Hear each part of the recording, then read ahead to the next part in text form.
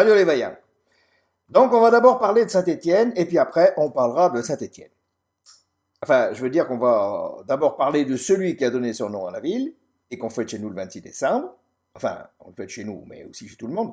Alors on va en parler un peu rapidement et j'espère que vous ne me jetterez pas la pierre si je suis un peu lapidaire vu qu'il a lui-même fini lapidé. Donc, au départ, c'est un érudit juif de Jérusalem, spécialiste de la culture grecque. D'ailleurs, il s'appelle Stéphanos. C'est pour ça qu'on appelle les habitants de Saint-Étienne les Stéphanois. Stéphane étant le nom grec, que ça veut dire couronné, et Étienne, c'est la traduction en latin. En latin. Donc, l'Étienne, pour des raisons qui lui apparent Étienne, si vous me passez le beurre et l'expression, histoire que je me fasse une tartine, il se convertit. Et comme il était bien apprécié de ses collègues, il a été choisi avec 6 autres pour travailler sur les Écritures. Comme ça qu'il est devenu le premier diacre.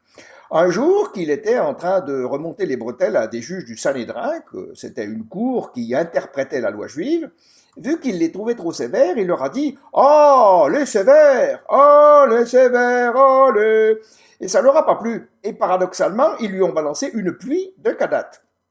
Ils ont emmené l'Étienne d'en haut pour un duel au soleil et ils lui ont tricoté un peu l'emparpaing.